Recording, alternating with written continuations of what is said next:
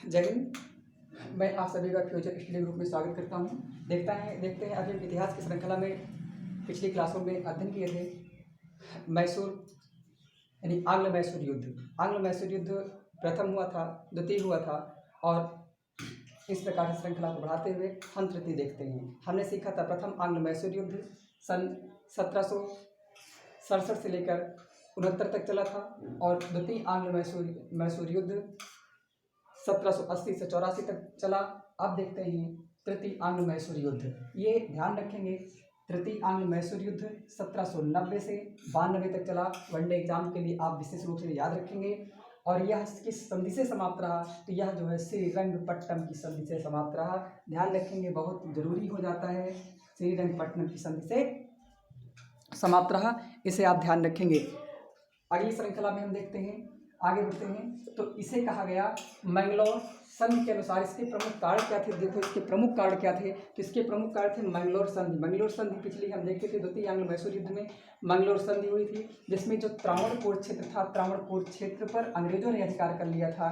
ठीक है, जो त्रावणकोर टीपू सुल्तान के क्षेत्र के अंतर्गत आता था, जिसमें जो त्रावणकोर था, त्रावणकोर के राजा टीपू सुल्तान ने जो है, यानी जो त्रावणकोर का राजा था, उसको टीपू सुल्तान ने कहा कि भैया त्रावणकोर हमें दे दो। इसको वापस करने के लिए टीपू सुल्तान ने कहा। और टीपू सुल्तान और क्या था, तो त्रावणकोर का जो राजा था, उसने टीपू सुल्तान के कुछ दुश्मनों को अपने यहाँ शरण दी थी, अर्थात टीपू के अपराधियों की कुछ को शरण दी थी। और ये जो त्रावणकोर का राजा था, ये अंग्रेजों का परम मित्र था। क्या था?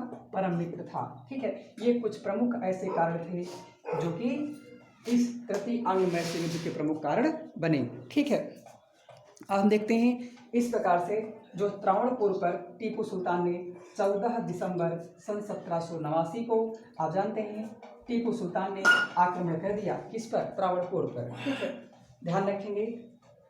इसी समय आप समझ पा रहे होंगे फ्रांस में की क्रांति चल रही 1789 में। ठीक है, अब इस पर जो है, अब आंग्ल मैसूर युद्ध में कार्नवालिस, इन सब चीज़ों को देखते ही, जैसे ही त्रावणकोर पर जो है आक्रमण किया टीपू सुल्तान ने, अब जाहिर सी बात है अंग्रेजों के मित्र पर जो है टीपू सुल्तान आक्रमण कर रहे हैं, तो जाहिर सी बात है अंग्रेज तो बोलेंगे ही। तो इसमें जो है त्रावणकोर की स्थिति को जान करके कार्नवालिस ने युद्ध की घोषणा कर दी। और युद्ध की घोषणा कर दी, तो क्यों घोषणा कर दी? तो देखो, जो आप समझ पा रहे हैं, हैदर अली और टीपू सुल्तान के समय भी मराठे और निजाम इधर उधर भाग रहे थे, कभी इधर तो कभी उधर। तो इसमें मराठों से जो है 1 जून 1790 को बाद में संधि कर ली थी, और 4 जुलाई 1790 को इसमें बाद में संधि कर ली थी। ठीक है, और संधि करने के बाद आप समझ पा रहे हैं त्रावणकोर पर 89 में आक्रमण हो रहा, और 92 और 90 में जो है मराठों से संधि कर रहा कार्नवालिस, और निजाम से संधि कर रहा कार्नवालिस।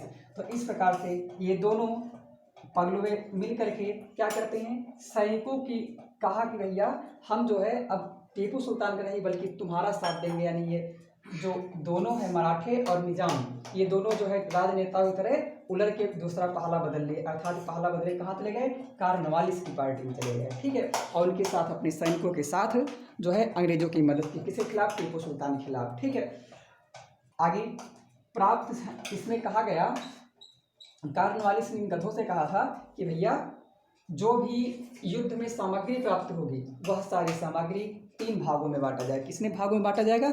ध्यान रखेंगे, 3 भागों में बांटने का वादा किया। किसने? अंग्रेजों ने 3 भागों में बांटने का वादा किया कि जो भी टीपू सुल्तान के लड़ने के बाद जो भी सामग्री युद्ध से प्राप्त होगी, उसको 3 भागों में बांटा जाएगा। ध्यान रखेंगे। तो टीपू सुल्तान इस प्रकार से ये मिल करके तीनों टीपू सुल्तान की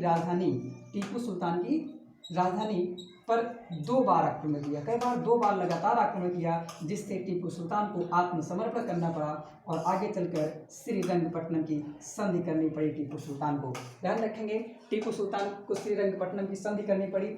श्रीरंगपट्टनम की जो संधि इंपॉर्टेंट है, ये कब हुई? तो 1792 में। कब? 1792 में। इसमें टीपू सुल्तान ने अंग्रेजों को कुछ दिया। देखो, इसमें संधि में क्या करना पड़ा? तो संधि में जो है टीपू सुल्तान को मजबूरन हर्जाने के रूप में, यानी जो इन्वेस्ट आया था वह सारा इन्वेस्ट के रूप में टीपू सुल्तान को देना पड़ा। किसे? अंग्रेज़ों को। ठीक है, क्या देना पड़ा? तो 3 करोड़ रुपए उस समय देने पड़े और अपना आधा साम्राज्य देना पड़ा। और जब तक ये चुका न दिए अंग्रेज़ों को, तब तक टीपू सुल्तान को अपने दो पुत्र अब्दुल खालिक और मुइजुद्दीन, इन दोनों को जो है गारंटी स्वरूप अंग्रेज़ों को सौंपना पड़ा। ठीक है, ये बात को आप ध्यान रखेंगे। तो इस प्रकार से हम समझ सकते हैं कि जो श्रीरंगपट्टनम की संधि होती है तीसरी, अब इसमें टीपू सुल्तान बुरी तरह से फंस गए।